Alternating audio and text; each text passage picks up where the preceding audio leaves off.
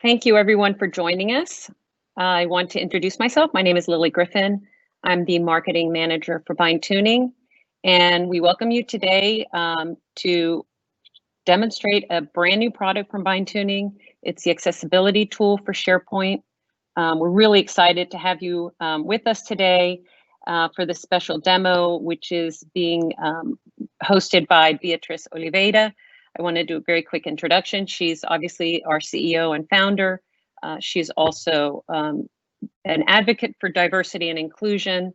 She's a Microsoft regional director and MVP, and she's also the president of IAMCP in Portugal. So right now we'll go ahead and get started. Beatriz, you ready to start? There you go. Yeah. Oh, also one last thing, Beatriz, before you start, if you have any questions, please post them in the chat box on the right side of your screen. Okay. Thank you, Lily. Hi, everyone. Thank you so much for joining me today for this webinar. We will be talking about fostering inclusion in the workplace and very specifically on how to do that with the new accessibility tool by BindTuning. And before we jump into today's topic, let me briefly present BindTuning to those of you who do not know us. We are a global company specialized in collaboration and communication software for SharePoint, Office 365, and Microsoft Teams. We are currently serving hundreds of customers, enterprise customers all over the globe and across pretty much all industries and also public sector. This is me. I was born normal, and I spent a healthy childhood, healthy adolescence, and early adult life. But at the age of 22, things kind of started to change for me. In the beginning, I didn't quite understand what was going on. From time to time, my eyes would start twitching if I was looking at some flashing lights, or my face, my neck, and even my arm muscles. They could eventually sort of paralyze with some visual stimulation. And this would block my ability to control my mind and my body, even if I was at work. And it wasn't until I passed out during my first real seizure that I knew what was wrong with me. At 23, I was diagnosed with epilepsy. My professional circles don't really know about it, but I have a disability. And I know I am not alone. It is estimated that over 1 billion people across the world currently live with some kind of disability. This means that somewhere in between 15 to 20% of the world's population have limitations in the way that they perform their daily activities, their daily life, and also ultimately their work. The numbers vary from country to country, but for example, in the United States, the percentage of people living with a disability is around 26%. Disability is really a part of the human condition. Almost everyone, and I mean me, you, we will be either temporarily or permanently disabled at some point in our lives. But we're used to thinking about disability as something that is very visible, a very visible limitation. But the truth is that disability can be related to any physical limitation that just restricts our ability to perform. Some disabilities are obviously very obvious to the view at all times. They require the use of wheelchairs, of white canes, of hearing aids. But some disabilities are just temporary, like when we have limited mobility due to breaking an arm or breaking a leg, or when people suffer, for example, temporary hearing loss due to an ear infection, or temporary loss of vision, or a loss of sight due to a surgery, or to some disease.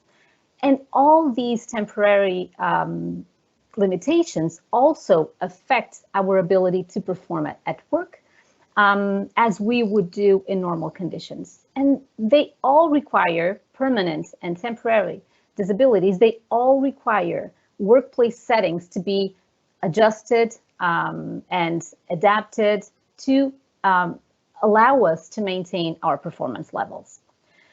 Nevertheless, some disabilities are just absolutely invisible, like mine. Invisible disabilities is kind of this umbrella term, and it includes all those physical challenges that aren't immediately apparent, but that can still impair our ability to perform our normal activities and to perform at work. In this spectrum, we can include several different limitations like color blindness, dyslexia, epilepsy, anxiety, PTSD, light sensitiveness, and so many, many more. The range of invisible disabilities is so wide that I can pretty much assure you 100% that right now, some of your work colleagues are suffering with an invisible disability as we speak. But as I mentioned, when telling you my story, although I have been living with an invisible disability for over 20 years, very few people knew about it. And certainly almost none knew about it when it comes to my professional circles. The truth is that most employees with an invisible disability, they choose not to disclose their diagnosis to their employer. This number of people who do not disclose is as high as 90%. People, probably as me, are afraid of social stigma, both from society as from their workplace. They're afraid of being perceived as weak or even worse, as less capable. But think that when the company doesn't know that a person has a hidden disability, this poses an even bigger challenge towards providing them the right tools and the right workplace for them to perform at their best. The unawareness of the real number of people suffering from some kind of disability is actually one of the reasons why providing assistive technology is so important in the workplace and is critical for us to be possible to empower all the people in our workforce. Disability is actually diversity. And this is a diversity that requires real inclusion. With such a diverse workforce, being that many of the times this diversity is even unknown or hidden, how can we put technology to work in our favor? How can technology help us accomplish goals like inclusion in the workplace that leads to actually improved efficiency, improved productivity, and ultimately higher business success? How can we put technology to work for us? Microsoft has done a tremendous job in the past years in providing accessibility tools and features integrated in their products. And out of the box in Windows 10, as part of the ease of access system settings, you have many of the features that I will demonstrate during the demo today. Things like the ability to control contrast, the ability to use a magnifier, to control the way that your cursor is displayed, to activate a narrator or to activate closed captions. All these great features are available for Windows 10 users, but this availability is typically not sufficient when it comes to internet scenarios. So when we think about internet scenarios, especially those that are based on SharePoint or Office 365, we have to think of a more closed working environment where sometimes the penetration of Windows 10 operating system is not as high as in the domestic environment. Overall, the market share for Windows 10 is somewhere around 55%, but it is estimated to be much lower on intranets, leaving a vast majority of the corporate computers without these features.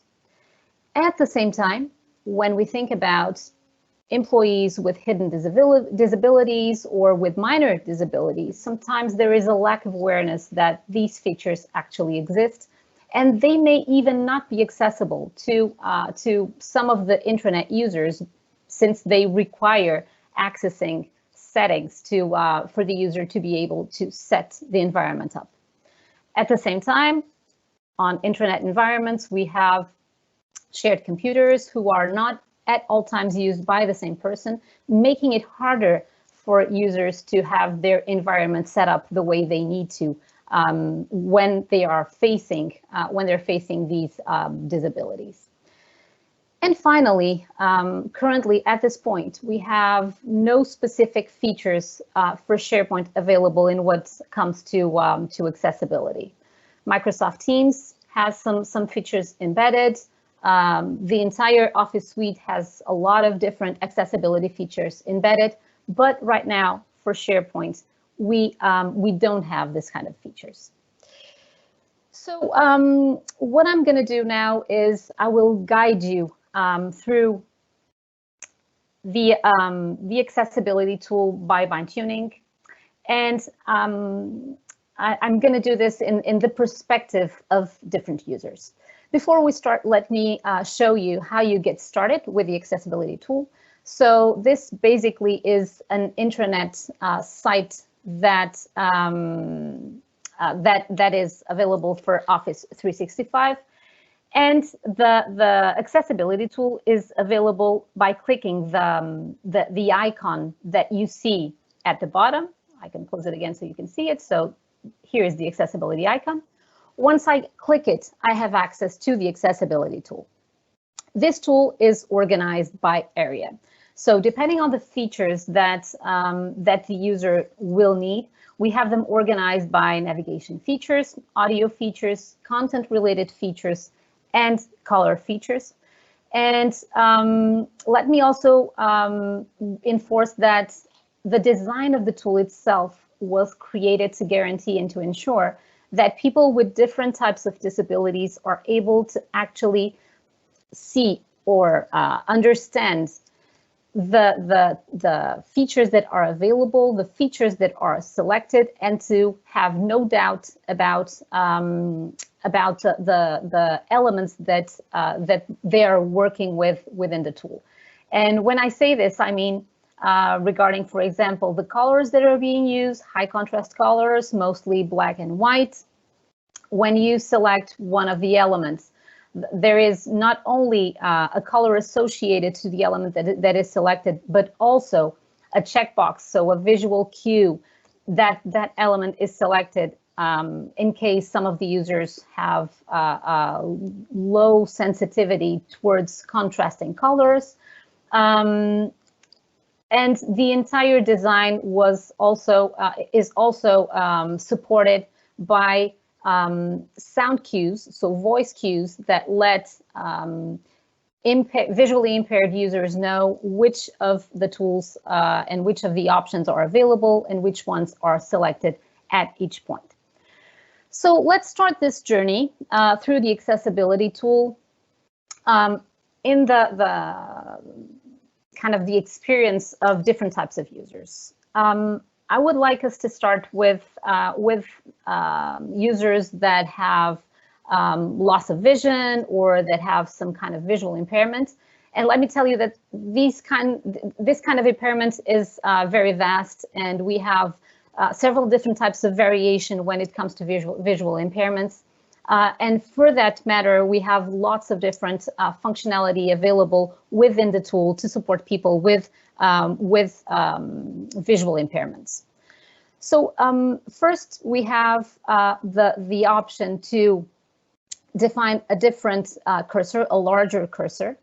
And this larger cursor is very useful for people with loss of vision. It is available in white, but also in a black option to guarantee that depending on the type of impairment that you have, the cursor is actually visible at all moments. Also, people with visual impairments typically tend to have difficulty with smaller letters and identifying the elements on the page. We have several different options available to help them with these difficulties, namely the possibility to highlight titles, the possibility to highlight all link items within the page, the possibility to extend the font size to many different sizes, the possibility also to work with letter spacing and line height, guaranteeing that depending on the type of visual impairment that you face, you will always be able to read text according to the type of limitation that you have. There is also a magnifier available, and this magnifier allows the user to very specifically point to one element on the page, and that element really pops up and becomes way easier to read. Okay, going back to the beginning, let me reset it all. Now let's think about users who have light sensitiveness, problems with contrast. These are a very specific type of visual impaired users. And normally users with light sensitivity, they tend to have their screens dimmed. So that the light of the screen is very low. But this also reduces the contrast when users are looking at intranet pages. And to overcome that limitation, we have a feature here inside the color section that is the color contrast, and that allows the user to select multiple types of contrast modes that, depending on if you have the screen dimmed or not, you can actually see and perceive the important elements on the page easily. So depending on if I have my screen dimmed, or if I have some kind of problem seeing the contrast between darker and lighter elements, I can actually go through these options, these contrast modes, and find one where my eyes will be comfortable looking at content. Okay, let me guarantee that everything is reset. Now let us put ourselves in the experience of people with color blindness, which is also a different type of visual limitation. And for this, let me actually jump quickly to the presentation, and let me show you why a color blindness feature is so important in the scope of intranets. Color-blinded people normally have a very reduced color palette in the way they perceive the world in general. There are different types of color blindness, many different types, some related to the green color, to red color, the blue color, and all these affect the number of colors that users are able to perceive. So if you look, for example, to the most common type of color blindness, deuteranopia, you will see that a user with deuteranopia confuses the red and the green color. So to them, these two colors look actually exactly the same. Now, if you think about this in the scope of an intranet, think of all the graphics that you may have with very relevant information that rely exclusively in color information. I can tell you as an example that I have a friend who is color blinded. He used to do systems monitoring through a kind of a red-green light software. And the truth is the software had to have an additional cue, so an additional visual cue besides the red and green information that showed if the systems were on or off. because otherwise you would be unable to distinguish between the red and the green. So color for color-blinded people is actually very, very relevant in the scope of intranets. And let me also add that color blindness affects a staggering 8% of men worldwide. So if you translate this to your workforce, you will see that most definitely, or almost for sure, you will have color-blinded people in your workforce without you knowing. It's an impairment that affects mostly men, so women are way less affected.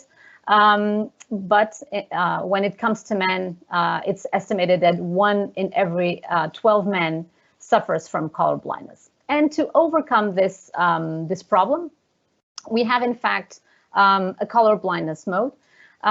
Within this color blindness option, we have 8 types of color blindness modes for all the most common types of color blindness. And if you take a look at the pictures here below, you will see that as I navigate through the color blindness options, the color palette associated to the pictures varies depending on the type of weakness or full color blindness that the user has.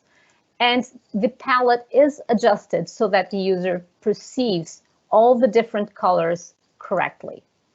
The color blindness feature in the accessibility tool also includes 2 sort of special or different types of color blindness. A chromatomaly, which is an anomaly in all colors, and also monochromacy, which is a little more rare impairment that affects people in a way that they don't perceive color at all. So all these are available within the accessibility tool to help color-blinded users. And additionally, they also have the ability to manually select background colors, text, and heading colors, so that they can select colors that actually adjust to their specific needs, and in a way that users are able to perceive and read content correctly. Okay, so let me reset all the features again. And now let's imagine that I'm a user with concentration issues, or a user also eventually with dyslexia. These types of users, they tend to have problem with skipping lines, skipping words, transposing letters. And these issues are also issues that affect a large percentage of the population. It's estimated that around 15% of the world's population may be affected by dyslexia. It affects equally men and women, and so it is also very significant in what comes to the workforce. For this type of users, we have different functionality. First, the reading guide, which is this sort of moving line that allows users to be able to understand what the line is and not skip letters or not skip lines when going through content. And at the same time, we have the dyslexia-friendly option in what comes to the fonts. And this changes all the fonts in the intranet to a dyslexia-friendly font. And also an additional font, which is a readable font that ensures that for other types of concentration issue or specific types of dyslexia, users are able to actually perceive content correctly without confusing the letters amongst each other. Okay, let me reset back. Let's get back to the beginning. We also have several functionality available for people like myself with epilepsy. So in my case, my seizures may be triggered by animations or flashing lights. So normally these are triggered by visual variations, but animations and this type of element in a page can also be negative to people suffering from anxiety, from depression, eventually even from PTSD. So for those users, we have the stop animations option, and this will stop all the animations on the page. For users with anxiety, with depression, and also for those users with reduced tolerance for sounds, because there are also several people suffering from a lack of tolerance to sounds, we have the option to mute all sounds on the page. So I don't have the ability to showcase this to you, but for users where sound can be a problem and interfere with their ability to perform at work, we can actually provide them with this feature that will allow them to block all sounds on the page.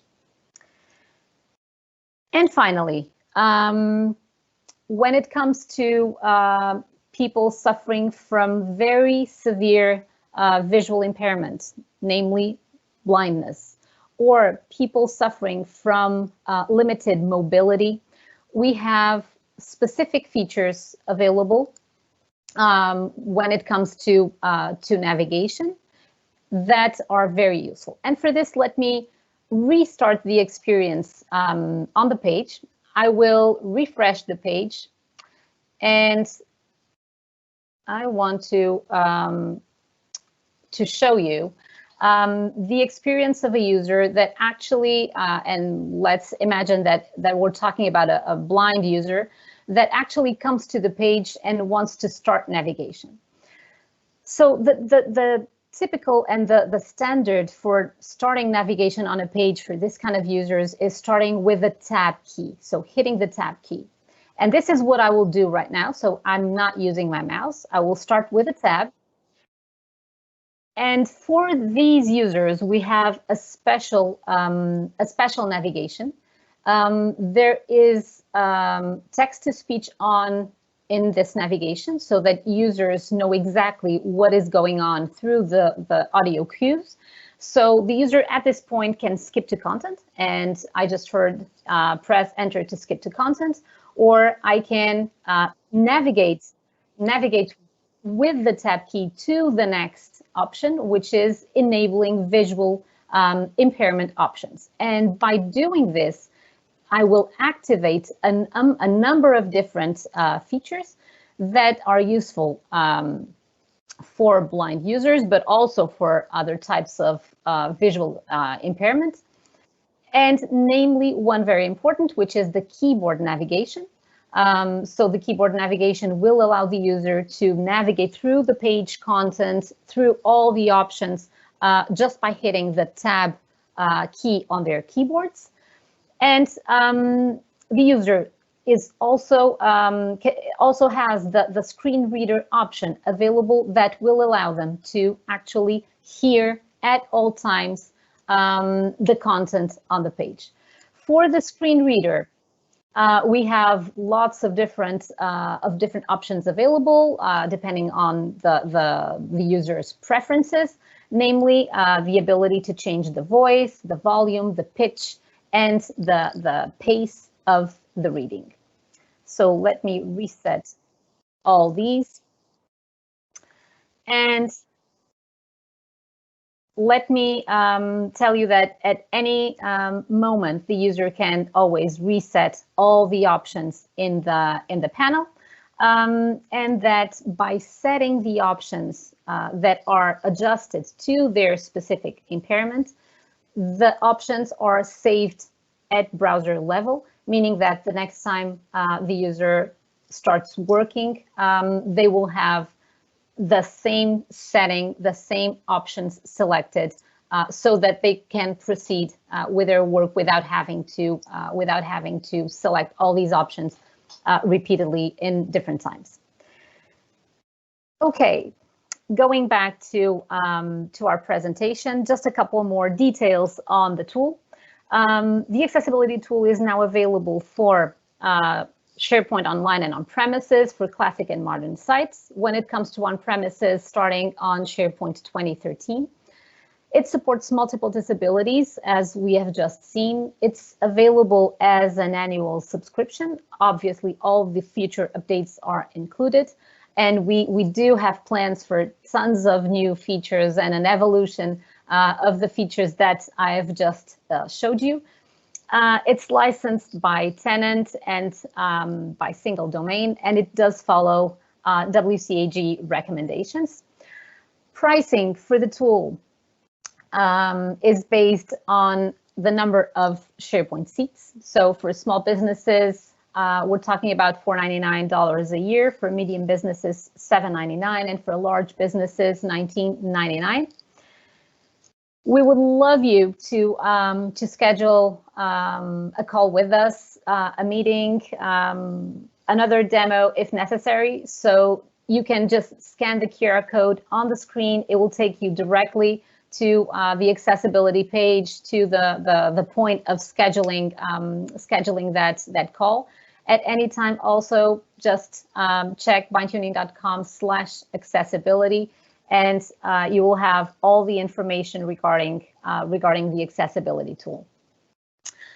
And before we jump into the Q&A, let me just wrap up by reminding you that the accessibility tool is part of a much wider range of products by BindTuning for SharePoint, Office 365, and for Microsoft Teams. And these include an extensive gallery of templates, pre-built templates that you can deploy quickly to create SharePoint sites or Teams teams. And also our automation at scale solution, Automate 365. So please just reach out to us if you want to learn more.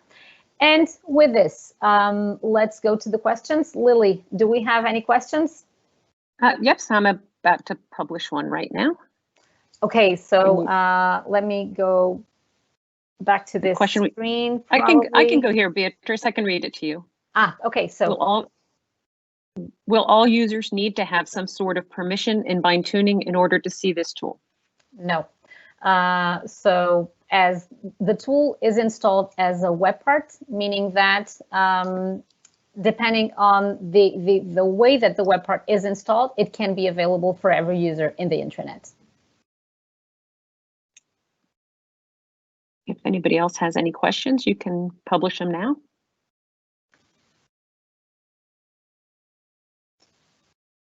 So while we wait for your questions, let me invite you again to visit bindtuning.com to follow us on social media.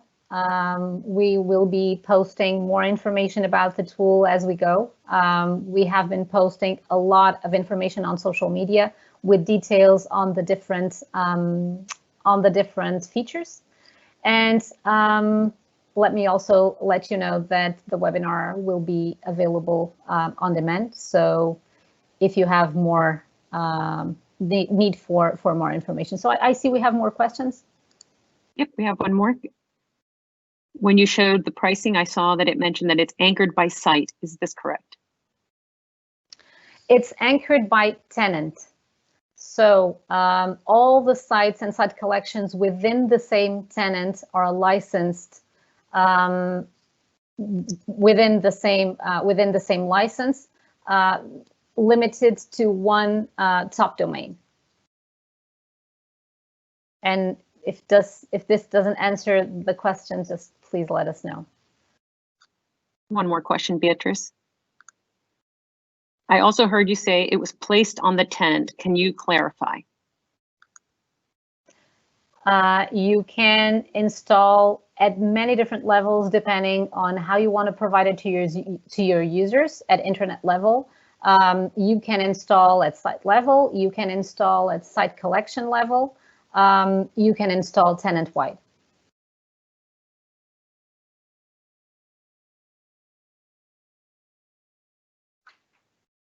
And please if this did not answer your question, also let me know.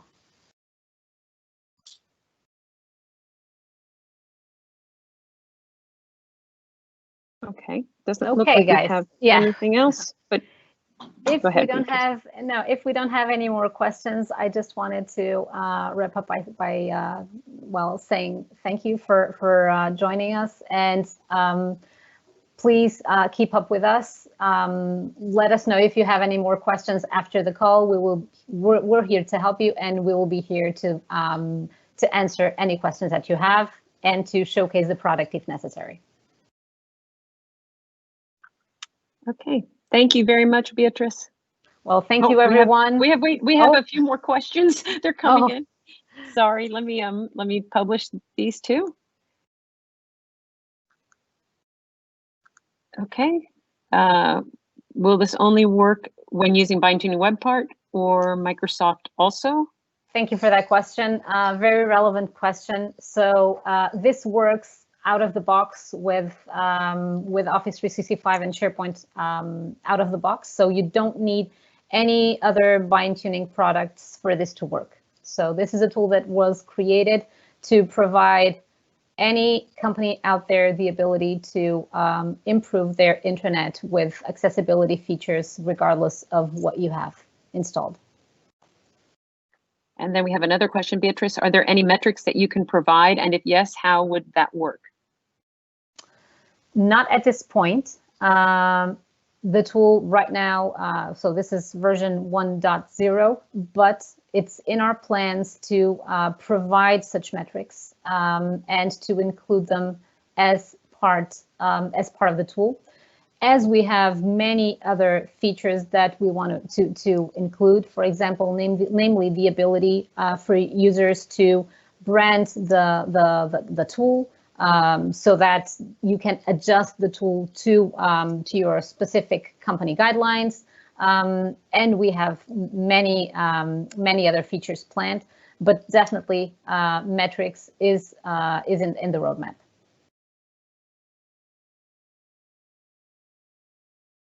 Okay, Beatriz, I think that's it. All right. Well, guys, if you don't have any more questions, well, thank you again for joining. Hope to speak to you soon. Thank you very much.